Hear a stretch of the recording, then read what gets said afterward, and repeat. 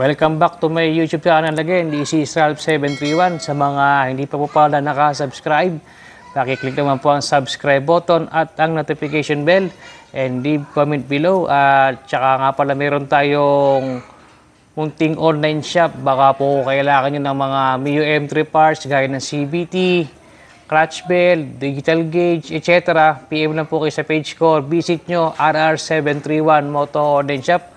Okay, at usapang ano po tayo dito, TPS dito sa aking MIUI 125. Ang nararamdaman ko po rito is delay po yung throttle response niya. Yun ang naano ko. Kasi gumamit ako ng ibang throttle body kasama yung TPS galing sa isa naming M3. So nag-iba yung response ito. Na mas maganda, responsive siya nung ibang TPS yung nakalagay. Nung binalik namin yung dati, delay siya. So hindi pa ako nakakabili ng diagnostic tool. So, ito na lang po muna yung multi-tester na digital. Ito nabili ko sa Shopee na ano lang, mahigit 100 piso. Yan. So, ito gagamitin natin para ma-check yung ating TPS po dito kung nasa tamang voltahe. Ayon sa aking mga research, kailangan daw po pag naka-close to ay 0.68 to 69 volts lang, at kapag naka-fully open, 4 volts daw. So ito gagamitin natin. So ito yung multi-tester mga kamiyo. Yan. Ito gagamitin natin. Tapos ito yung ano, ito, nag-research din po ako bago ko gagawin to.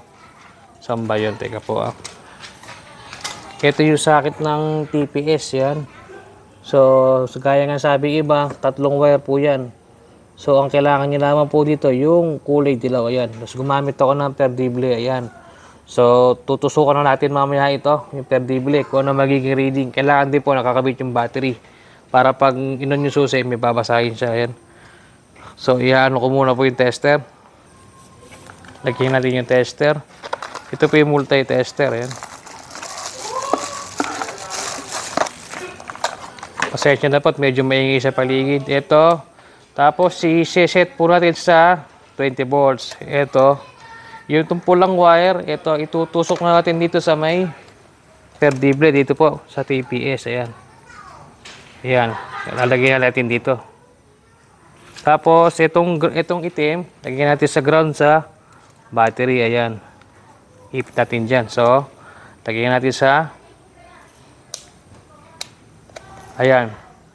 Sa 20 volts. Kung nakikita nyo ito. Ito po. So, i-on ko yung ignition switch. Ayan. Ayan, naka-on. So, ito. Ito po ang naging reading niya. Kaya siguro delay ang throttle response. Ayan, lumalaro pa sa 71 to 72. So, ang gagawin natin, gaya po sa nakita ko na panonood ko, luluwagan na natin yung tornilyo ng TPS para ma-fit natin. Sandali lang po, hahanap lang akong tools. Babalik ako kayo. So, ito yung gagamitin natin para luwagan yung tornilyo ng TPS. Ayan. Kung tawagin namin ito rito ay bulaklak. Pero hindi po siya Allen wrench. Ayan. Tayo lang po. Hanapin ko lang yung tornilyo.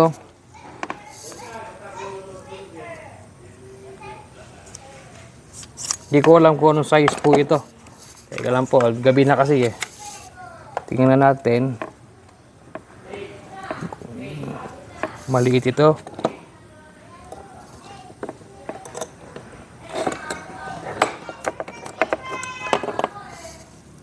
Pukuhan natin to, ito.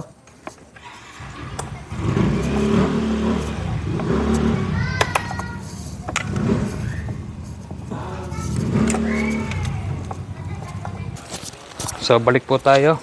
Medyo, ganit ko kayo ng video, medyo mahigpit Ayan, yan, luwagan ko na. Ayan, maluwag na po ito. So, ito po yung multi-tester. Ibubukas ko yung ignition.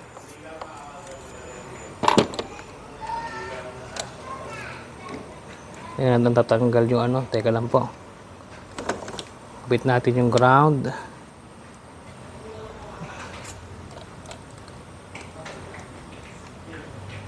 Ayan po, 71. Gagalawin natin yung TPS. Teka lang po. Dahil po, alisin ko lang yung breather hose. Okay, yung luwag ng TPS, pipihitin po natin. Napakahigpit ah. Teka. Tumaas po. Teka. Ngayon pa lang po ko siya nabaklas to.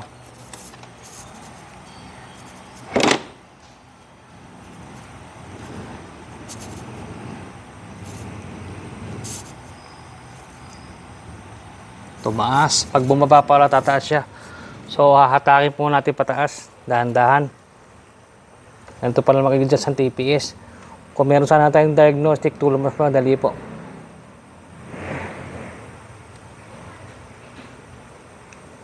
Sumobra tayo. Dahan-dahan. 65.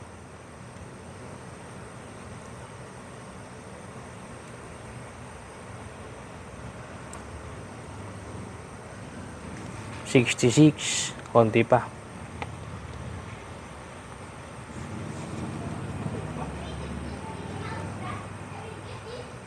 Op. Bumalik sa 71, 72. Babalik tayo ng konti. Pataas. 68. Subukan muna natin sa... Teka. Ayan, 69. Minto na po sa 69. So, hihigpitan ko po yung ano ngayon, yung tornilyo. Baka gumalaw pa para sigurado. 69.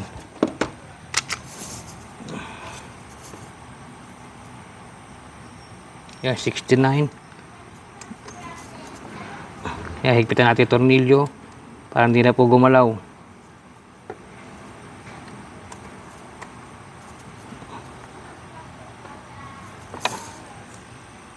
Yan, 69 volts. Ayan po, na-adjust po natin. 69 yan. Tingnan natin ngayon. Ipipihiti ko itong throttle. Ayan. 4 volts po pag naka-fully open. Ayan. Pwede na siguro to. So, ikakabit ko muna po yung tambucho. Tambucho. Kasi po, binenta ko yung mags nito. So, ma-testing muna po kung magiging okay. Babalikan ko kayo. Ito, mga kamiyo, ma-under na po. Tapos tumaas yung idle niya. Dati po napakababa. Ayan, tapos nag-ibeton ko ng tambucho niya. Ayan. Sana maging okay na. Oh, wala nga palang gulong to. Bumagsak. Ayan, pero tumaas yung minor. Dati, ito napansin ko dito, kahit anong pihit po dito, ayaw tumaas. Ayan, tapos pumatag yung minor niya ngayon sa 69 volts. Ayan. Susunod po, may nakabili na akong diagnostic. Tetestingin po natin ulit yung diagnose to. Paano mga ka-M3? Nandito na lang po ating video at maraming salamat po sa mga nanonood. Please like, share, and subscribe po. Maraming salamat po sa mga kailangan ng parts. PM na po sa page RR731 Moto Online Shop.